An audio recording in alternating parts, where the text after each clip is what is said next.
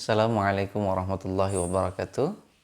Anak-anakku kelas 10 yang dirahmati Allah Subhanahu wa taala, semoga pagi hari ini kita masih diberikan kesehatan yang cukup untuk menjalankan aktivitas kita, dan semoga segala apa yang akan kita laksanakan hari ini mendapatkan berkah dan ridha dari Allah Subhanahu wa taala, dan semoga ini adalah bagian dari ibadah. Anak-anakku, terkait dengan diskusi kita pada minggu yang lalu, kita sudah membahas beberapa hal terkait dengan Al-Quran, dan ada satu pertanyaan dari teman kita dan meminta untuk menjelaskan ulang terkait dengan i'jazul Quran. Sebelum kita berbicara tentang i'jazul Quran atau kemu'jizatan Al-Quran, maka yang melatar belakangi dari hal tersebut bisa kita fahami kalau dukungan Allah terhadap rasul-rasul terdahulu berbentuk ayat-ayat kauniyah yang memukau dan tidak ada penjelasan bagi akal untuk menentangnya, seperti mukjizatnya Nabi Musa dengan tongkatnya, mukjizat Nabi Isa yang dapat menghidupkan orang yang mati meskipun sudah lama sekali dengan izin Allah tentunya. Maka mukjizat Nabi Muhammad adalah berbentuk mukjizat akliyah, mukjizat yang bersifat rasional yang senantiasa menantang akal manusia, dan itu pun sama. Tujuannya adalah untuk melemahkan lawan sehingga dia tidak bisa mampu berkutik sekali. Banyak dari ayat-ayat Allah Subhanahu wa taala di dalam Al-Qur'an yang ini adalah membuktikan bahwa Al-Qur'an ini adalah sesuatu yang luar biasa dan tidak ada satu kekuatan pun yang mampu yang membentuk semisal Al-Qur'an atau hanya sebagian dari Al-Qur'an. Contoh yang paling kecil di mana Allah Subhanahu wa taala melemahkan musuh-musuhnya itu adalah tidak harus dengan sesuatu yang menunjukkan kedikdayaan. Kalau itu dulu mungkin kaum Hawari dan orang-orang yang memang sangat memuja sesuatu kekuatan yang luar biasa, mungkin Allah memberikan kemu'jizatannya adalah dalam bentuk-bentuk yang seperti itu. Masih banyak lagi yang disebutkan di dalam Al-Quran. Tetapi satu contoh kecil, misalkan Allah membuat perumpamaan walau maslu ba'udatan, ya, nyamuk yang kecil. Nyamuk yang kecil Allah ciptakan, bukan ini sesuatu yang remeh, bukan, melainkan ini adalah sesuatu yang luar biasa. Kalau Allah menciptakan zat yang sekecil nyamuk, pernahkah kita berpikir tentang bagaimana organ tubuh dari nyamuk, seberapa kecilkah itu? Kemudian dari organ-organ itu juga Allah ciptakan bakteri yang itu juga ada pada organ nyamuk itu, dan bakterinya ini juga bisa berkembang biak, beranak pinak, bertelur. Itu seberapa telurnya bakterinya daripada nyamuk, dan itu pun Allah mampu menciptakannya. Bukankah menciptakan yang sangat-sangat kecil itu lebih sulit daripada menciptakan yang besar? Jadi ini bisa kita fahami bahwa mukjizat yang Allah berikan kepada para nabi itu bentuknya beragam, dan inilah berupa kemukjizatan secara akliyah, yaitu Al-Quran yang diturunkan kepada Nabi Muhammad SAW. Mukjizat tersebut adalah Al-Quran dengan segala ilmu dan pengetahuan yang dikandungnya, serta segala beritanya tentang masa lalu dan masa yang akan datang. Al-Quran berbicara tentang masa lalu, berbicara tentang hal yang terjadi di masa tersebut dan masa yang akan datang. Dan kesemuanya itu adalah menunjukkan kebenaran daripada Al-Quran. Ini adalah sesuatu yang luar biasa yang tidak ada bisa siapapun untuk membuatnya. Begitu.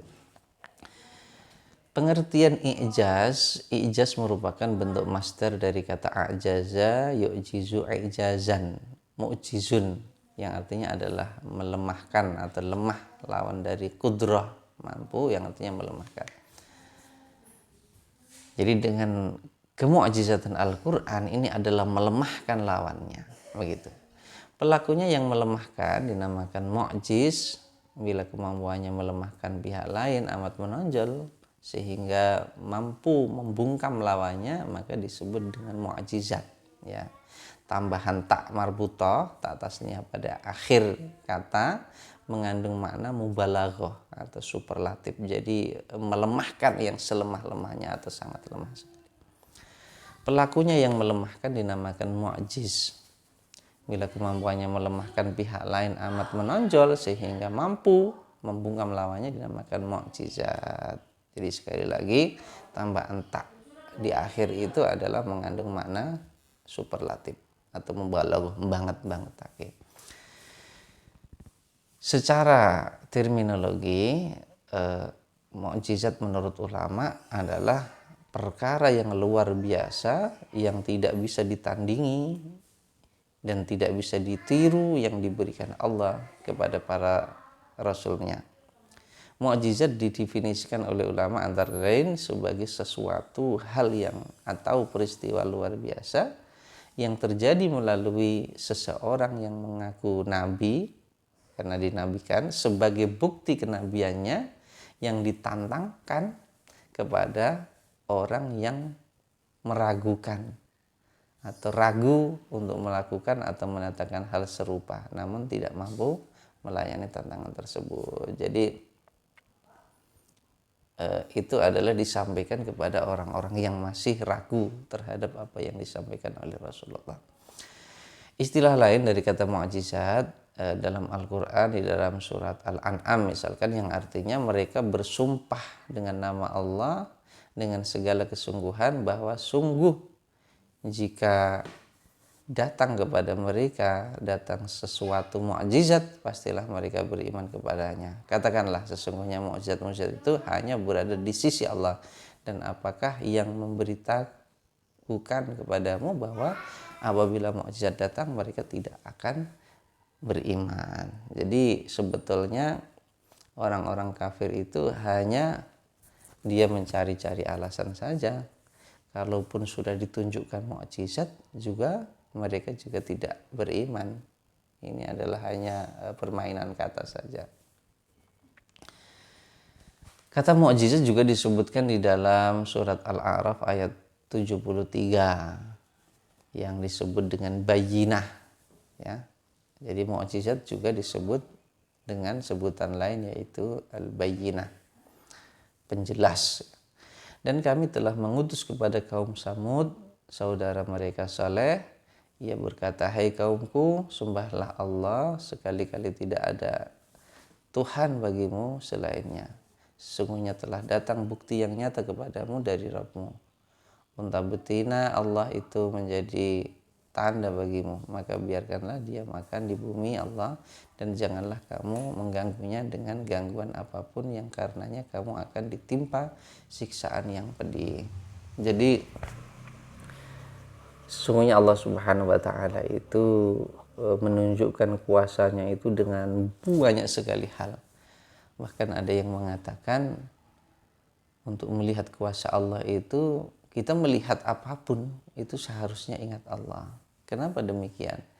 Karena di sepanjang mata kita itu pasti selalu ditujukan dengan ciptaan-ciptaan Allah yang sangat luar biasa. Ketika kita melihat gunung, maka itu adalah produk dari Allah.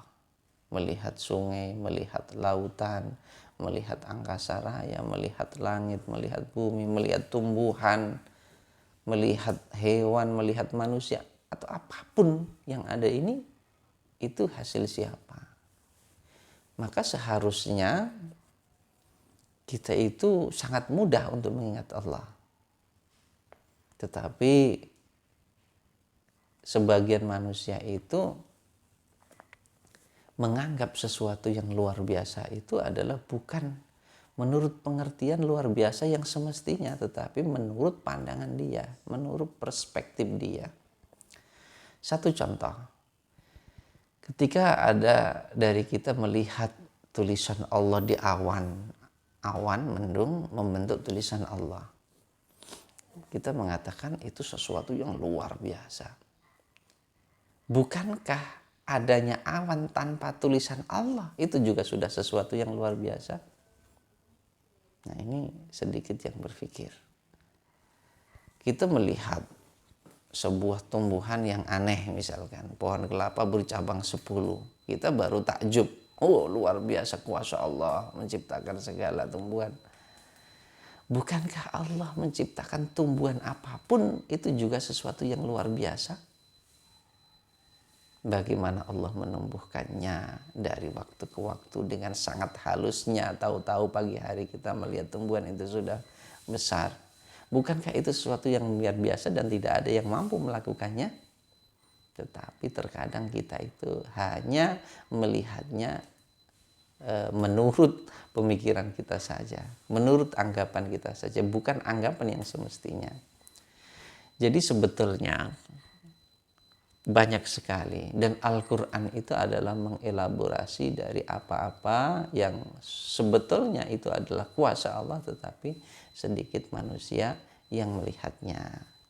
Termasuk adanya unta betina yang Allah jadikan pertanda bagi kaum Samud, ini adalah sesuatu yang sangat luar biasa. Pandangan tentang i'jaz. Yang pertama dari Abu Ishaq Ibrahim An-Nazam dan pengikutnya dari kaum Syiah seperti Al-Murtada berpendapat bahwa kemukjizatan Al-Quran adalah dengan cara sirfah atau pemalingan. Namun pendapat ini dibantah dan ditolak oleh Al-Qadhi Abu Bakar Al-Baqilani. Jadi untuk memalingkan supaya mereka itu condong memalingkan matanya dari itu. Yang kedua adalah beberapa pendapat ulama Al-Quran itu mukjizat dengan balaghahnya yang mencapai tingkat tinggi dan tidak ada bandingannya. Jadi Al-Quran ini adalah sebuah mukjizat dengan kedahsyatannya yang sangat luar biasa, yang sangat tinggi sehingga tidak ada pembandingnya. Ada yang mengatakan pendapat ketiga, sebagian lain berpendapat segi kemukjizatan Al-Quran adalah karena ia mengandung badi yang sangat unik, ya susunan kata yang sangat indah dan berbeda dengan apa yang telah dikenal dalam perkataan orang Arab sebelumnya. Yang kesemuanya ini adalah benar menurut saya. Jadi dilihat dari perspektif manapun, Al-Quran itu adalah sangat jelasnya bahwa Al-Quran ini adalah ya'li wa la yu'la alaih, senantiasa unggul dan tidak pernah terungguli, dan semuanya itu adalah melemahkan. Dari perspektif apapun, dari ketiganya tadi adalah menunjukkan kalau Al-Quran itu adalah sesuatu yang luar biasa. Kemudian kadar daripada i'jaz. Yang dimaksud dengan kadar i'jaz adalah batasan banyak, sedikit, atau besar kecilnya i'jaz yang dimiliki oleh Al-Quran. Yang pertama adalah golongan Mu'tazilah berpendapat bahwa kemukjizatan Al-Quran itu berkaitan dengan seluruh Al-Quran. Ya ini ya tidak harus, bukan keseluruhannya, bahkan Allah kan menantangnya, kan datangkan yang sepadan dengan Al-Quran atau sebagian dari Al-Quran saja. Jadi sebagian dari Al-Quran itu sudah melemahkan. Yang kedua ini adalah sebagian ulama berpendapat sebagian kecil atau sebagian besar dari Al-Quran. Jadi bagiannya saja itu sudah melemahkan. Kemudian pandangan yang ketiga, ulama yang lain berpendapat bahwa kemukjizatan Al-Quran itu cukup hanya dengan satu surah lengkap sekalipun pendek itu sudah bisa. Jadi saya sepakat yang ini ya, artinya dari satu surah pun saja atau sebagian saja itu sudah merupakan kemukjizatan, tidak ada yang mampu menandinginya, dan itu adalah menunjukkan kuasa Allah Subhanahu wa taala yang luar biasa. Aspek kemukjizatan Al-Quran yang pertama adalah kemukjizatan dalam aspek bahasa. Jadi Al-Quran itu melemahkan yang lain, tidak berkutik, tidak mampu menyusun dengan bahasa yang sepadan Al-Quran. Suatu kenyataan yang tidak dapat disangkal, orang Arab yang hidup pada masa turunnya Al-Quran benar-benar terpukau dengan gaya bahasa Al-Quran. Mereka berupaya menandingi Al-Quran, namun mereka tidak sanggup sehingga mereka berkata, Al-Quran bukanlah karya manusia biasa. Penyusunannya sudah menggunakan kekuatan sihir. Pernyataan mereka ini diabadikan di dalam surah 74 ayat 24 sampai dengan 25. Coba teman-teman bisa baca ya. Jadi itu adalah pernyataan daripada orang-orang Arab ketika turunnya Al-Quran itu. Jadi ini adalah sesuatu yang tidak mungkin diciptakan manusia. Kalau mereka itu taunya sesuatu yang luar biasa itu kan sihir. Jadi menurut mereka itu adalah ini sihir gitu. Yang kedua, kemukjizatan dalam aspek ilmiah. Aspek ilmiah Al-Quran menurut Mana'ul Qattan terletak pada dorongan Al-Quran untuk senantiasa berpikir. Artinya Al-Quran membangkitkan pada diri setiap manusia kesadaran ilmiah dengan menggunakan akal untuk memikirkan dan memahami dirinya dan alam semesta. Jadi memang Al-Quran itu mendorong untuk selalu ya ulul albab ya la'allakum taqilun, la'allakum tafakkarun, ya. Afala taqilun, afala, itu sangat didorong di dalam Al-Quran. Jadi menurut Mana'ul Qattan kemukjizatan dari aspek ilmiahnya, aspek ilmiah dalam memandang diri kita sebagai manusia maupun memahami alam semesta ini apapun, itu adalah kemukjizatan Al-Quran. Jadi jelas sekali kalau kita tidak memahami diri kita, ya kita tidak akan pernah mengenal siapa Tuhan kita. Man arafa nafsah faqad arafa rabbah. Kalau kita mampu mengenal siapa diri kita, maka kita akan mengenal siapa Tuhan kita. Jadi sebetulnya banyak sekali yang Allah menjadikan sesuatu yang luar biasa. Banyak ya. Sebagaimana Harun Yahya itu juga mengupas tentang seberapa rumit otak manusia itu diciptakan Allah Subhanahu wa taala. Bahkan simpul saraf yang ada di otak itu jumlahnya itu bisa melebihi banyaknya dari jumlah daun yang ada dalam satu negara. Itu betapa simbol-simbol saraf yang ada otak manusia. Kemudian kecepatan informasi yang sampai melalui kita tangkap melalui panca indera kita, kemudian kita masukkan, kita kelola dalam alam pikiran kita, masukkan ke dalam hati yang satu yang paling terkesan, kemudian dikeluarkan lagi dalam bentuk komando, harus berjalan, harus melakukan apa, itu sangat cepat sekali dan itu melebihi kecepatan jalur bebas hambatan ya.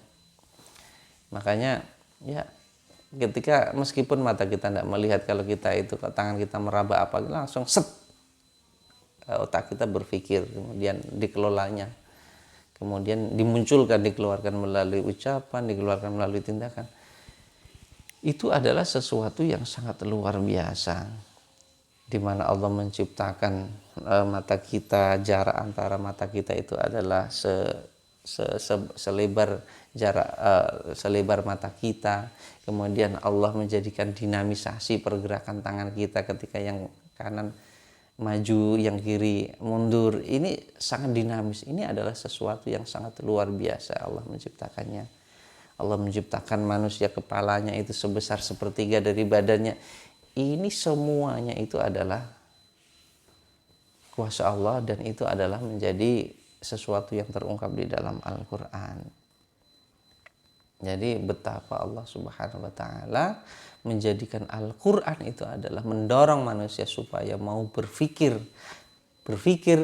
memahami tentang dirinya sendiri dan juga memahami alam semesta.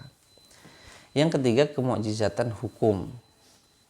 Imam Al-Qurtubi dinilai sebagian ulama pertama yang menggarisbawahi bahwa aspek kemukjizatan Al-Quran dari segi petunjuk atau syariat. Petunjuk yang tersimpul dalam Al-Quran mengandung 3 pokok ajaran, yaitu akidah, syariah, dan ibadah. Sehingga Al-Quran ini adalah sebuah hidangan yang sangat lengkap, yang sangat banyak sekali, sehingga siapapun memakannya, ini bisa memilih dari aspek hukumnya lah, dari aspek ilmiahnya, dari aspek apapun, itu adalah sebuah hidangan yang itu disajikan oleh Allah Subhanahu wa taala sehingga sangat sempurna. Dilihat dari aspek kemukjizatan hukum ya sangat luar biasa, dari sisi ilmiahnya ya luar biasa, dari apapun luar biasa. Cara yang dipergunakan Al-Quran dalam menetapkan hukum, sebagaimana beliau Profesor Aqil Husain Al-Munawar menyebutkan, pertama secara mujmal untuk masalah ibadah, kedua agak jelas dan terperinci tentang hukum jihad, dan yang ketiganya adalah jelas dan terperinci lagi adalah masalah utang piutang. Nah, ini menurut Profesor Aqil Husain Al-Munawar. Jadi cara dipergunakan Al-Quran dalam menetapkan hukum itu contoh-contoh.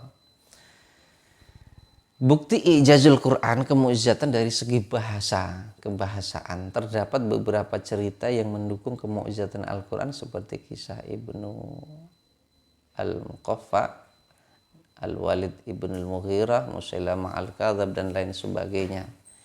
Ini adalah menunjukkan tentang bukti kemukjizatan Al-Quran dari segi kebahasaan. Ya, nabi palsu itu kan dia ingin membuat yang sepadan dengan Al-Quran, membuat surat-surat, tetapi kan sangat lucu sekali. Ya jauh dari kebahasaannya, dari isinya, dari batiknya, itu semuanya jauh. Nah, tidak akan pernah ada seorang pun yang mampu yang menciptakan sepadan dengan Al-Quran. Bukti ijaz Al-Quran, kemukjizatan dari segi peristiwa masa lalu, misalkan tentang jasad Fir'aun yang diselamatkan, ini sudah ada disebutkan di dalam Al-Quran. Kemukjizatan Al-Quran segi masa yang akan datang, misalkan kemenangan kerajaan Bizantium terhadap kerajaan Persia. Waktu Al-Quran diturunkan itu sesuatu yang sangat mustahil, di mana Bizantium saat itu tidak akan pernah mampu menandingi kerajaan Persia yang dia sudah hebat luar biasa. Tetapi itu disebutkan ghulimatir Rum. Jadi tapi itu akhirnya terjadi, tentang kemenangan umat Islam dalam perang Badar, di mana yang jumlah yang sangat sedikit ini mengalahkan yang sangat besar, itu sesuatu yang mustahil sepertinya. Tetapi apa yang dikatakan di dalam Al-Quran itu adalah sebuah kebenaran yang nyata tentang sesuatu yang belum terjadi. Dan masih banyak lagi. Kemudian urgensi pemahaman ijazul Al-Quran. Seberapa penting kita memahami tentang ijazul Quran ini? Dengan memperhatikan bahwa Al-Quran sebagai mukjizat yang telah memiliki dasar dan bukti yang kuat seperti yang telah dipaparkan di atas, kita merasa perlu mengetahuinya sebagai salah satu upaya untuk memahami keadaan Al-Quran dalam konteks mukjizat Al-Quran, ya, supaya untuk menambah keimanan kita lah. Artinya Al-Quran ini memang sesuatu, meskipun kita sudah yakin, tetapi kenapa kita yakin itu? Kalau ada yang mempertanyakan, maka ini menjadi penting untuk kita fahami. Demikian yang bisa saya sampaikan. Kurang dan lebihnya mohon maaf. Assalamualaikum warahmatullahi wabarakatuh.